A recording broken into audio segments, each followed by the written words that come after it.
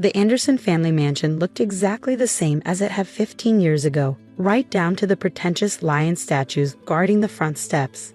The only difference was that now I wasn't the nervous young wife being summoned to the family meeting. I was the CEO they desperately needed to save them. "Catherine, thank you for coming," Richard Anderson, my former father-in-law, said stiffly as I entered his study. The room still smelled of expensive cigars and old money. "My name is Catherine Chen. Though 15 years ago I was Catherine Anderson, wife of their precious heir Thomas, until I got pregnant and refused to take care of it quietly as they'd suggested. The scandal of their son marrying a middle-class Asian woman had been bad enough. A baby would make it impossible to arrange the merger they'd planned through Thomas's marriage to a rival company's daughter." "Hello, Richard," I said calmly, setting my briefcase on his mahogany desk. "Margaret." I nodded to my former mother-in-law, who sat rigidly in her usual armchair, her face pinched with barely concealed distaste. "You're looking, well," Margaret managed, though I could see how much it cost her to be civil. I smoothed my Chanel suit, worth more than the entire contents of her prized china cabinet, and smiled. Amazing what happens when you build your own fortune instead of living off someone else's. Thomas shifted uncomfortably in his seat. He'd gotten fat in the years since I'd left, his once handsome face puffy from too much drinking. His new wife, the one they'd chosen for him after driving me away, sat beside him looking thoroughly miserable. "Let's get to the point," Richard said, clearing his throat. "Anderson Industries is facing some difficulties." "Bankruptcy," I corrected him. "You're 3 months away from complete collapse. Your stock has dropped 60% in the last quarter. Your major contracts are being canceled. And that merger you arranged for Thomas?" I glanced at his wife. "Well, we both know how well that turned out." "How do you know all this?" Thomas demanded.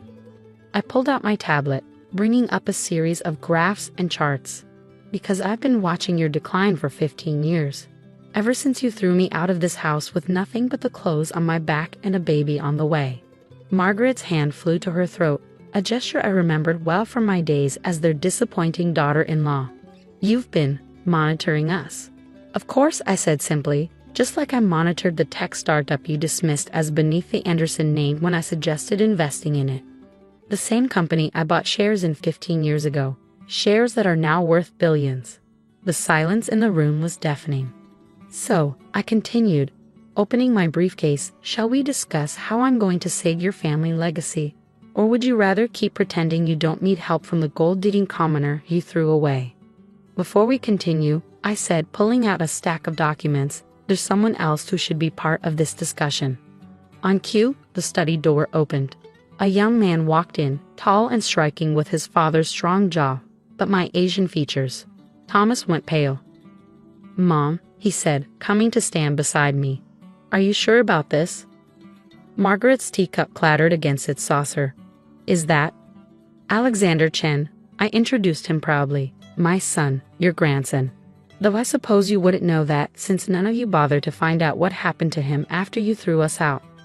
Thomas stood up shakily. "Alexander." "I? Save it?" Alex cut him off coldly. "I'm not here as your son. I'm here as the CFO of Chen Technologies." The revelation hit them like a physical blow.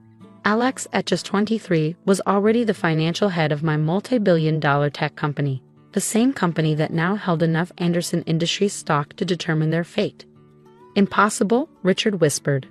"The majority shareholder in Chen Technologies is listed as AC Holdings. My son's initials," I confirmed with a smile. "He's quite brilliant with numbers. Must have inherited that from my side of the family." I spread the documents across Richard's desk. "Here's what's going to happen. Chen Technologies will buy Anderson Industries, will absorb your assets, restructure your debt, and save the jobs of your employees, the ones who don't deserve to suffer for your mismanagement." "You can't just take our company," Thomas protested weakly. "Actually, we can," Alex replied, his voice cool and professional. "You're 3 weeks away from defaulting on your major loans. When that happens, your stock will be worthless.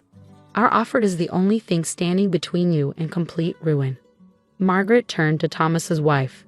"Patricia, surely your father's company is no longer interested in a merger," Patricia said quietly.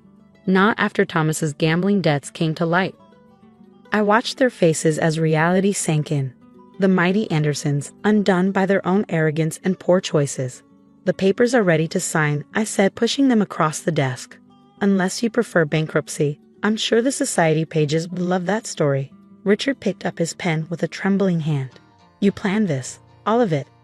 No, I corrected him, you planned it. The moment you decided your family's reputation was worth more than your grandson's life. I just made sure you'd live to regret that decision. The signing of papers took less than 30 minutes.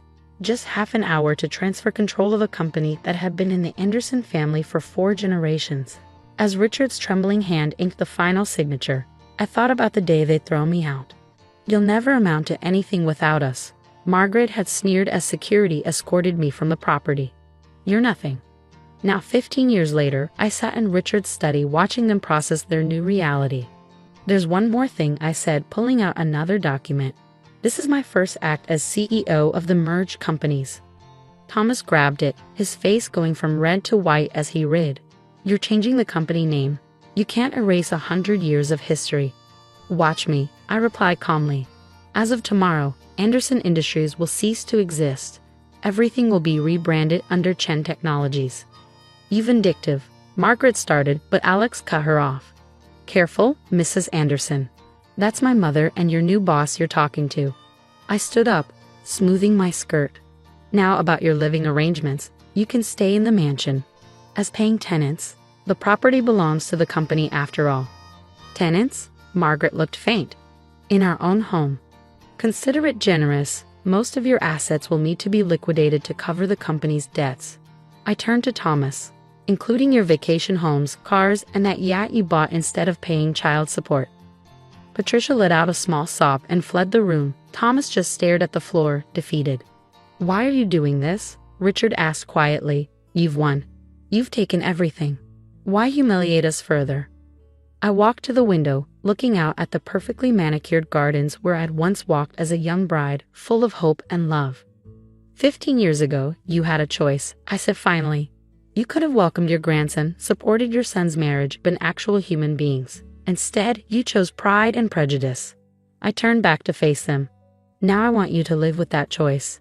Every day, when you write rent checks to Chen Technologies, when you see our name on the company buildings, when you read about our success in the papers, I want you to remember what you threw away. Alex stepped forward. The board meeting is tomorrow at 9. Try not to be late. The new CEO doesn't tolerate tardiness. As we walked out of the study, I heard Margaret burst into tears. The sound didn't bring me the satisfaction I'd expected. Instead, I felt oddly empty. Are you okay, Mom? Alex asked as we got into our car. I looked at my son, brilliant, kind, successful despite everything they'd done. You know, I thought this moment would feel different, more triumphant. He squeezed my hand. Maybe because you didn't do this for revenge. Not really. Oh, you did it to prove them wrong. About you, about me, about what family really means. He smiled. And we did that long before today. That evening, I sat in my home office reviewing the merger documents.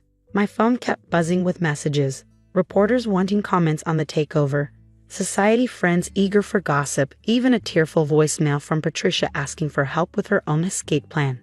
I answered none of them. Instead, I opened my desk drawer and pulled out an old photo. The last ultrasound picture of Alex before the Andersons threw me out.